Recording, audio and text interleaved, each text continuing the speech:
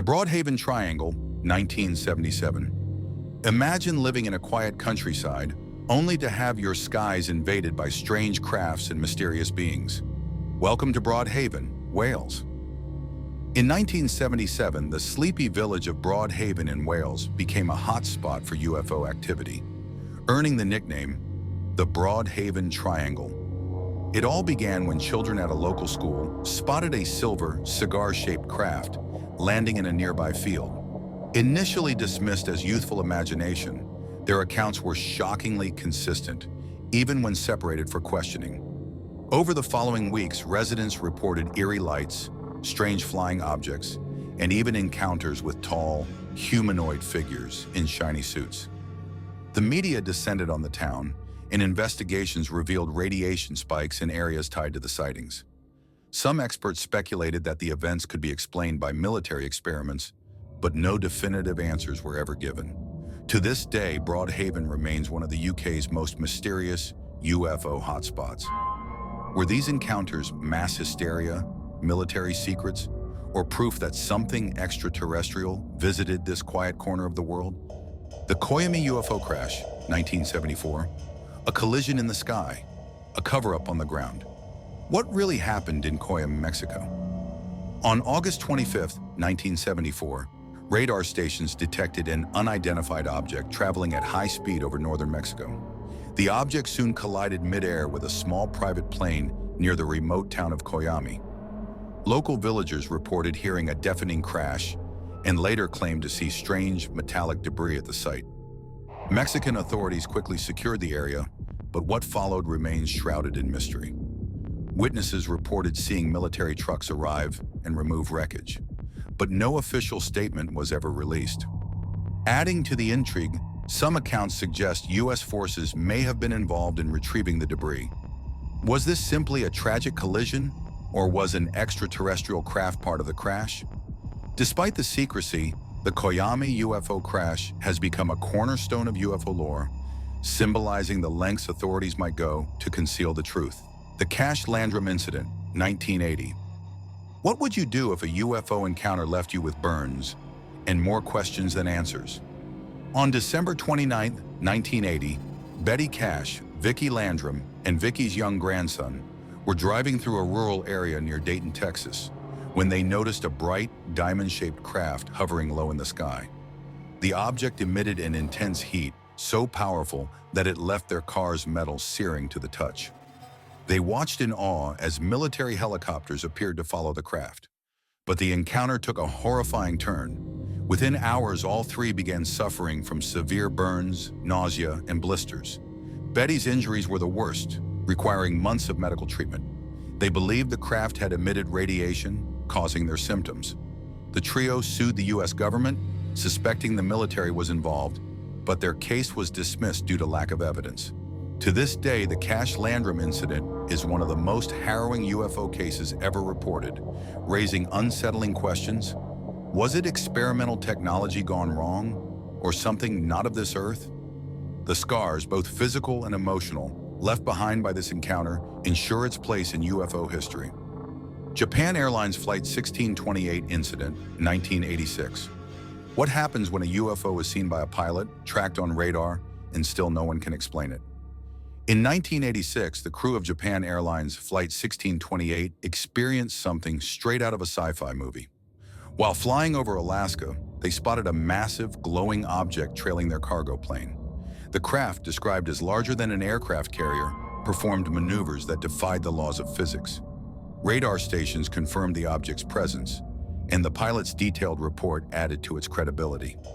Despite all the evidence, skeptics dismissed it as an atmospheric anomaly, but to those on board, this was no illusion. The incident remains one of the most compelling UFO cases in aviation history. The Kelly-Hopkinsville Encounter, 1955. A family under siege by glowing creatures.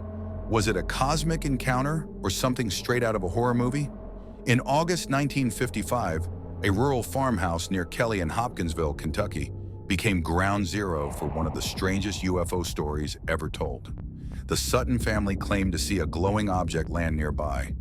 Soon after, they were attacked, or so they believed, by small silver-skinned creatures with glowing eyes and oversized ears. Armed with rifles, the family fired repeatedly, but the creatures seemed unharmed, retreating only to return moments later. The ordeal lasted hours, with the family barricaded inside their home. When police arrived, they found no evidence of the creatures but noted the family's obvious terror. While skeptics suggested owls or other animals as an explanation, the witnesses stood by their story. The Kelly-Hopkinsville encounter remains one of the most bizarre and well-documented cases in UFO history, inspiring everything from folklore to Hollywood films. What really happened that night? The answers are as elusive as the glowing beings themselves. The Pascagoula abduction of 1973. What starts as a calm evening on the water ends with an encounter so shocking, it becomes one of the most famous alien abduction stories of all time. In October 1973, Charles Hickson and Calvin Parker were fishing along the Pascagoula River in Mississippi when their lives changed forever. A strange, glowing craft suddenly appeared, and the men claimed they were paralyzed and pulled aboard by robotic beings with claw-like hands. Inside the craft, they were examined before being released, dazed and terrified. The pair went straight to the sheriff's office to report what had happened. Their story, backed by emotional distress and lie detector tests, has remained one of the most credible and compelling abduction cases ever. To this day, Hickson and Parker's encounter raises questions. Were they targeted by extraterrestrial beings? Or was something even stranger at play? The Phoenix Lights, 1997. A city in the desert. A massive V-shaped formation of lights. Was it a UFO military test or something beyond explanation? On March 13, 1997, thousands of residents across Phoenix, Arizona looked to the sky and witnessed something extraordinary. A series of glowing orbs forming a massive V-shaped craft silently gliding across the night. The lights were visible for hours, seen by everyone from families to local officials. The military claimed they were flares from training exercises, but witnesses described something far more advanced. Even Arizona's governor, initially dismissive, later admitted he believed it could have been otherworldly. Decades later, the Phoenix Lights remain one of the most well-documented UFO sightings in history, sparking endless debates about what truly lit up the Arizona sky. The Rendlesham Forest sequel, 1980. What if a UFO landed near a military base, leaving behind evidence that defies explanation? In December 1980, U.S. Air Force personnel stationed in England witnessed strange lights descending into Rendlesham Forest, near two military bases. When they investigated, they found a triangular craft covered in strange markings. Some even claimed to touch the craft, feeling a heat radiating from its surface. Over the next few nights, more lights appeared, and recordings of the incident were made. While officials dismissed it as a misinterpreted lighthouse beam, the detailed reports and physical evidence, including impressions in the ground, have fueled speculation that something extraordinary occurred.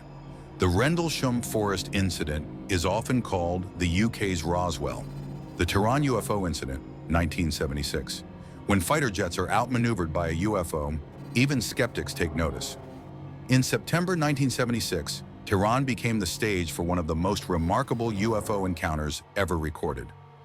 Iranian Air Force personnel spotted a glowing, diamond-shaped object hovering in the sky. Fighter jets were scrambled to investigate, but as they approached, their instruments began to fail. Radar systems, weapons, and even radio communications went dead. The object displayed incredible speed and agility, performing maneuvers that defied physics. Ground radar stations confirmed its presence, leaving no doubt something was there. One pilot reported seeing a smaller object detach from the craft, heading straight toward his jet before vanishing. Military and civilian witnesses alike observed the event, and reports were later declassified by the U.S. Defense Intelligence Agency. Despite exhaustive investigations, the incident remains unexplained. Was it advanced technology, a foreign power's secret project, or something far beyond human understanding? The Tehran UFO incident is a chilling reminder that sometimes even the most prepared militaries are powerless against the unknown. The Voronezh incident, 1989. When a UFO lands in a public park and aliens step out, you can bet it's going to make headlines worldwide. In 1989, in the Russian city of Voronezh, dozens of witnesses, including school children, reported seeing a massive UFO descend in a local park. What happened next was even stranger. Humanoid beings with glowing eyes allegedly exited the craft and interacted with the crowd. Some witnesses claimed the aliens even used telepathic communication. The event was covered extensively in Russian media and later gained global attention, leaving experts baffled. Was this an elaborate hoax, mass hysteria, or one of the most extraordinary UFO encounters ever recorded? The Voronezh incident still leaves us with more questions than answers. Share your thoughts in the comments. Don't forget to like, subscribe, and stay tuned as we continue to explore the unexplained.